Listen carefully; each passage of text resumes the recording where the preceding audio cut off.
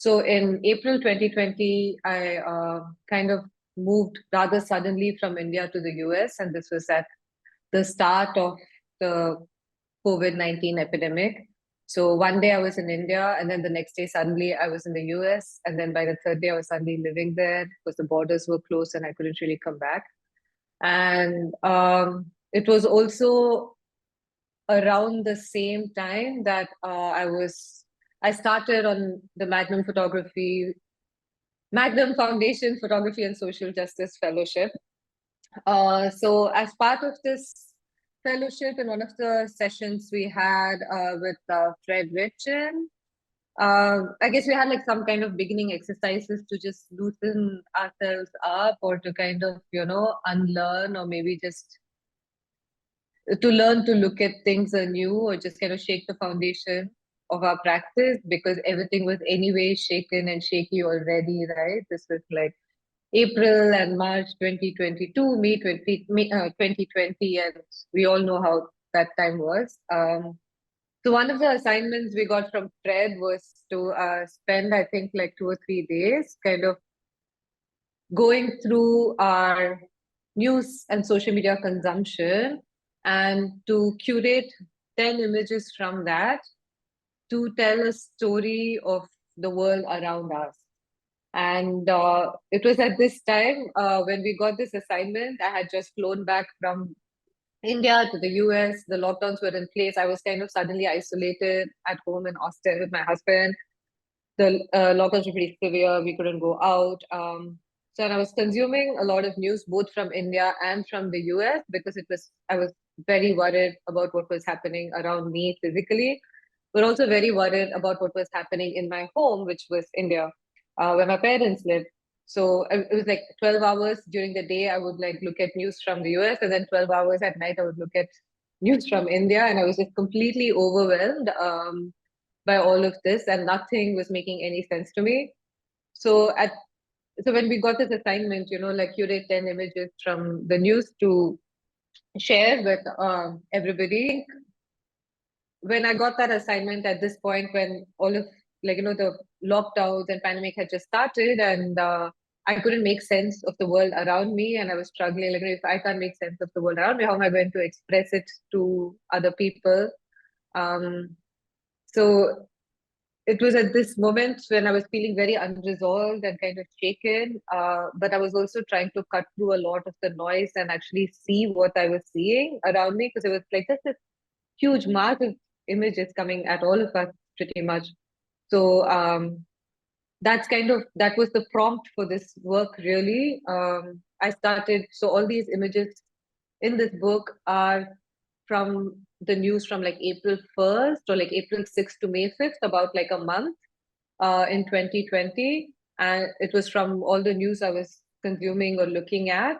I just collected images from all of them. And then I kind of looked through all these images in isolation and tried to really see the images. And this was the sense or story that was coming to me from all of it. So that the book, the zine rather, yeah.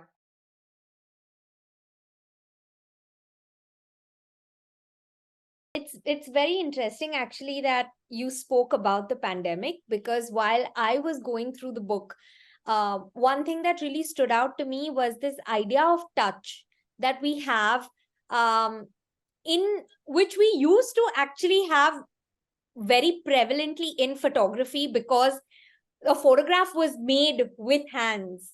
As much as it was made in the camera, it was also then it found itself in the dark room. And I felt like now the digital medium, unless you're making a print, or you're putting up an exhibition in a space, and you're putting your prints onto a wall, that tactility is missing.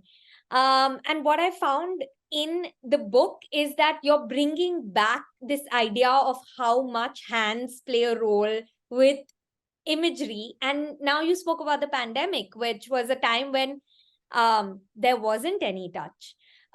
So do you think that maybe that also had a role to play in terms of what you were noticing in these news images or in these archival images? were you drawn to the hands very, very obviously because you felt that lacking? Um, yeah, I think it was like the lack of, so there has always been, I think, not very consciously, but automatically a sensorial element, especially like an element of touch in most of my work, always. Um, but, and then generally, I think I am a very tactile person.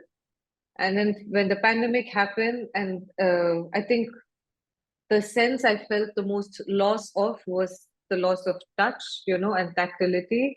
Mm. That loss was the one I think I felt most immediately and deeply, because I think I could still like see and hear, but also like we need to remember that I just left my parents who I'm very close to and moved away. And yes, I could see them on the screen and talk to them. I could like speak to them on the phone, Right, but I could not touch them.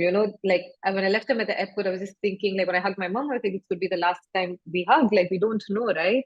right. So I think there was this like kind of like fear of this loss of touch, Mm. which comes from like a very personal space. And also like even in everyday life, like we were not touching things, right? It was just such a part of the pandemic was to be so careful with our touch itself. Like what was such a normal organic gesture became so careful and considered in many ways. So I think when I started looking at the news and images, also like it's automatically my eyes were kind of drawn to this Mm. like really small gesture, but I felt like that spoke a lot because while all of these are from the news and you do see people like maybe touching things or not touching things or holding, I feel like it's so expressive and says so much. And also because it's in a way it like isolates what I want to see say with the image or what the image I felt was trying to communicate Right. way better than having all these other details because it was also a time of like extensive noise but also like intense silence because you were like shut inside your homes, right? Like this wall and this blocking in, like Yeah. I also felt like the walls were constantly closing in. So I Mm. think when I was looking at the images I was also like closing in with the frame like in a similar gesture of what was happening. Mm. So I think that's there, and the reason I probably made a book and also the paper I made the book out of is kind of like you can see it if you're actually flipping through it. It feels a bit like there's like a word like not sora sora is the Tamil word, but like you can hear the sound of the pages flipping. It's one of those Right. papers that's kind of uncoated, so it's a bit noisy. It's not like a quiet paper in many ways. So I Correct. think like and when you kind of like two pages rub together as you turn, you can hear that little bristle. And it was actually some, I think, basically we couldn't go out and buy anything, right? So I just, the first version of this was printed on some like shitty printer I had at home. Mm. And like the paper, I think was, I had like a bigger journal I purchased somewhere, and then I had like some sheets left. So I just cut it up by myself at home, and then I stitched it like hand stitched. So it was all done kind of rough and ready with what was available. Right. But I mean, yes, I could have left these images on the computer, but I think the reason of putting them back onto a book was to have that element of touch. You also touch the book as you turn it. So I think there was that draw to make it an object, to make something concrete out of what was a very seemingly like senseless experience. There was like nothing concrete about anything, nothing was making sense. So to kind of have like a tangible object felt very Mm. meaningful at that point.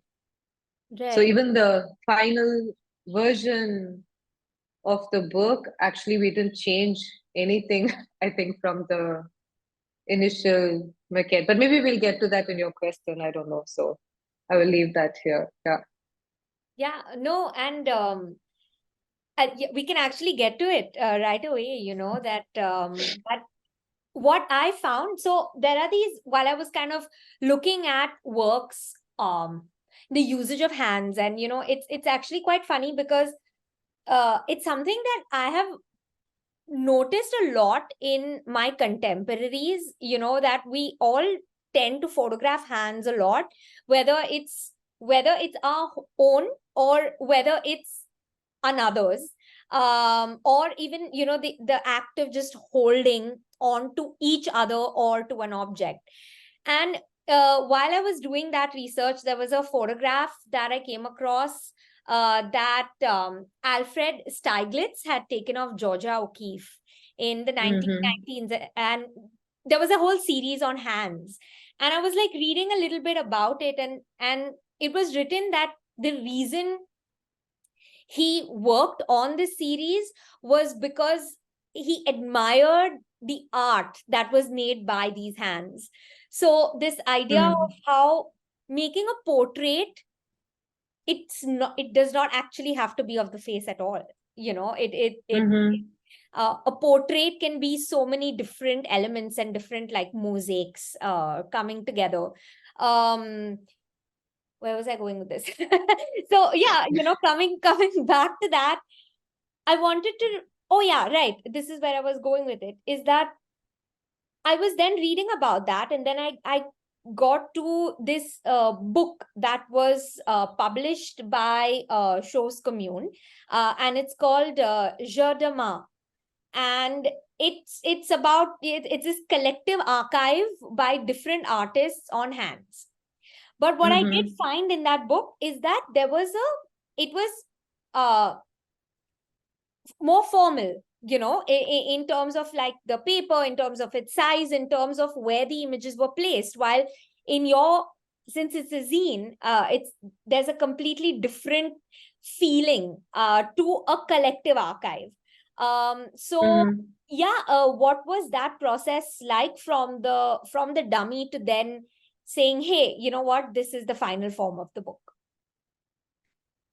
Yeah, so I guess it's a collective archive in the sense, it is from publication and news, which is outside of me in the world, but it's also very personal in the sense it is literally just the things I've consumed in a month in 2020 when I was going through a very specific, like, mental state and the world around me was in a very specific way. So it's Mm, not, so it's very like actually very narrow and intimate and small, and actually like it was a very personal thing. Like I wanted to tell a group of 10 people something.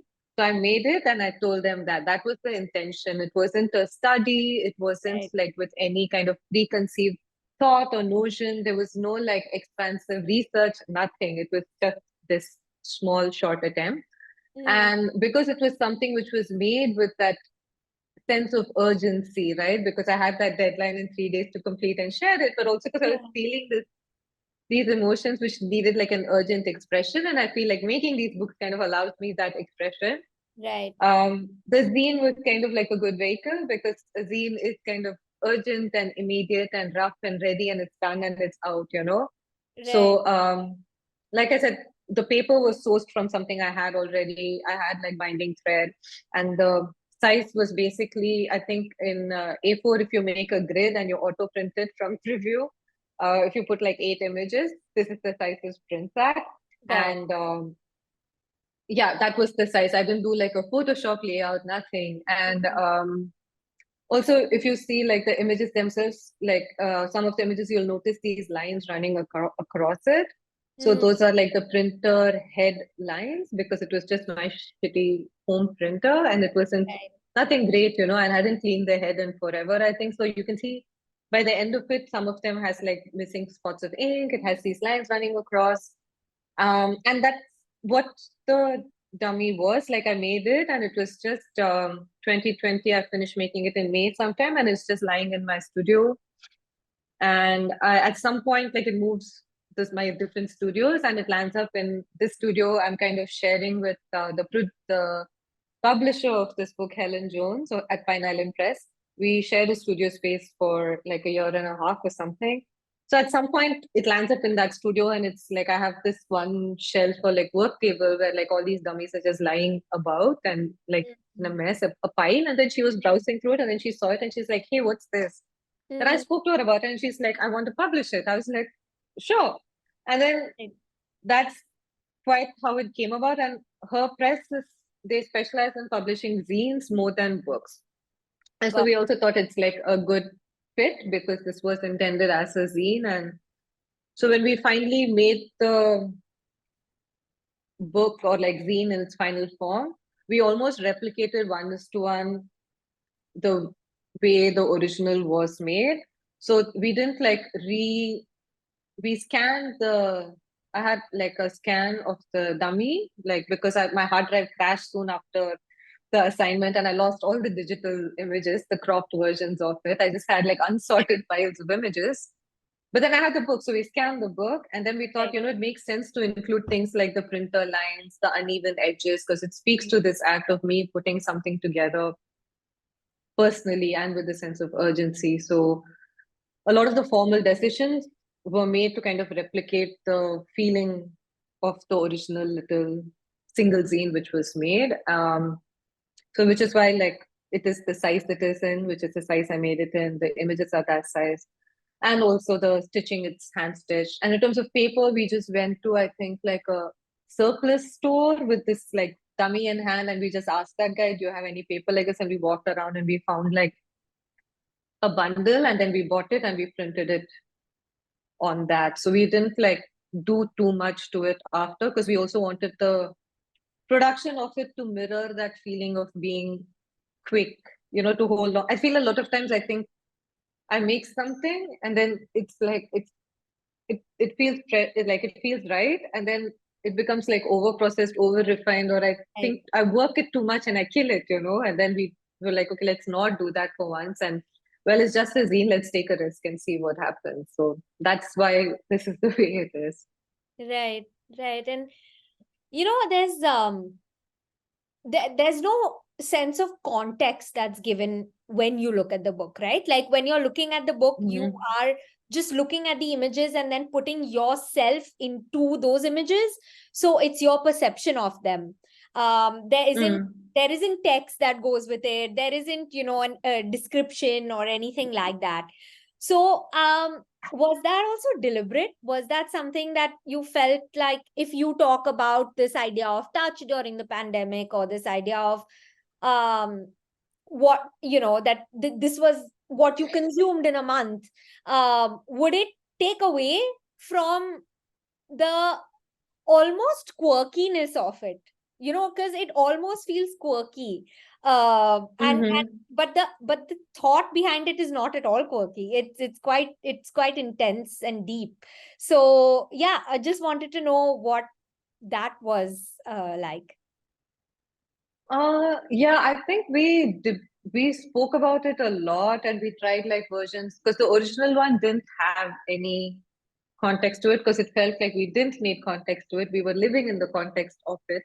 Like when I made the first one of this, right? Like context was not necessary because the context was in and around us. We were living in it. It was of the moment. So later we did talk about like, should we have context? If yes, how much should it have? Like how much we speak about? And we did try including text. We removed it after. There was a lot of back and forth on that. And I think finally what we decided to have was like the book itself won't have anything. It would just be like handbook and all these images. And then, but if you look up the listing for the book on Pine Island's website, there is some amount of context in the sense that, it was made during this time to this time. We don't mention the pandemic, but we do say like it's made in this month in 2020 and from the news and all of that. But I think then people arrive at it, right? Like people know, I think you know what's happening. And also I feel like there is context, but in like the first image is of like a dead person's hand and like a rose nestled in it, So I think it's pretty like full on in terms of like the context in that sense, it's like, well, it's quirky and everything, but still it starts off on like a certain note, which puts it aside. And I think, yeah, we were like thinking about things as like, in this next image is these flowers, because we were also like, it was also spring at that time. And then there's like pixelation, like there were all these things I think I was trying to bring. And then of course we have all like the protective equipment and the gloves and all of that, which comes in the disinfectant. But right. So I think there was a choice to kind of let people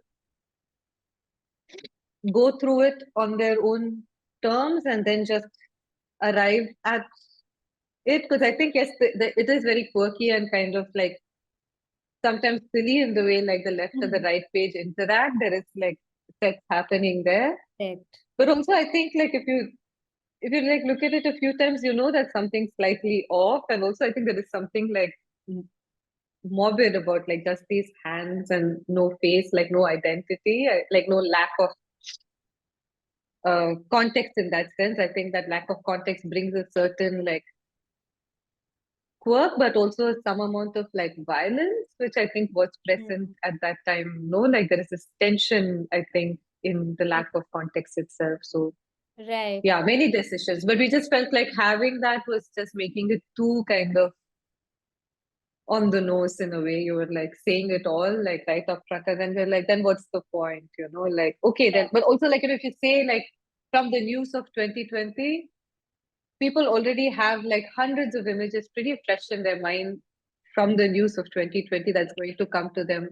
So before they open the book and see the first image, they've already projected the image from their mind onto the paper.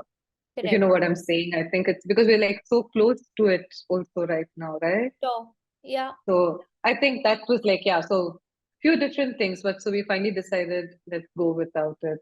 Mm. And yeah, absolutely. Even the what stood out to me was the continuous repetition of the medical aspects of hands, where it's with the gloves, and like it, you constantly see that that motive recurring Mm. through the imagery, and then of course there is also this idea of protest that also comes in as well, where there Mm. are signposts, that so I think it's um like you said, it's the amount of times that you look at this book, and I feel like maybe almost when you look at this book, your own mind space will pull out certain images more than the others. Mm. So I think it's definitely one of those books that one needs to constantly go to and see, hey, what am I thinking about today, and who maybe people are making up stories of their own on who these people are, whose hands it belongs to, so yeah, thank you so much for that.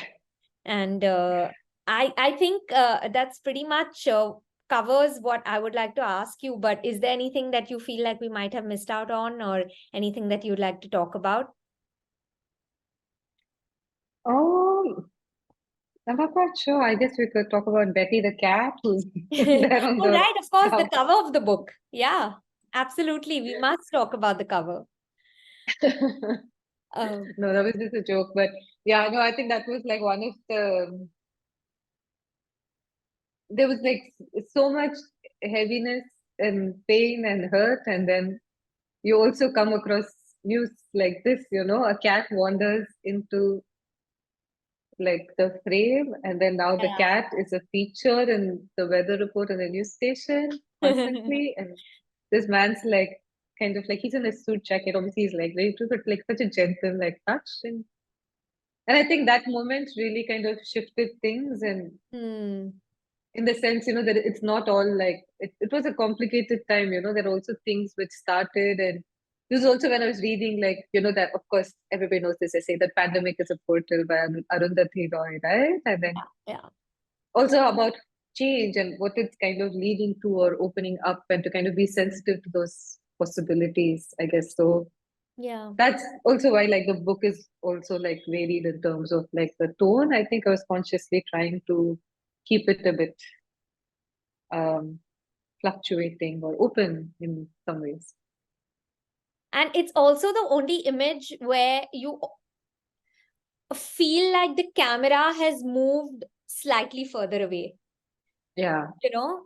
so it's also a lovely jump that comes towards the end of the book, where you're in, suddenly you're out, and then you're in again and the book ends, so it's I think it definitely, it's lovely that that is the image that's on the book, because that's what leads you into the book. Yeah, thank you so much, Aishwarya. This was lovely, and Thank you, best of Zara. luck for the zine. I'm sure it's going to be very popular. We've just published like 50 copies, rough and ready, on Helen's friend's printer, and we don't know if we'll make another edition or not. We're really just like taking it as it goes. It was very random that Kamna happened to be where Helen was, and she picked up a copy. So Well, so Thank you. 49 people can run and get this book. Basically. But thank you so much. Thank you.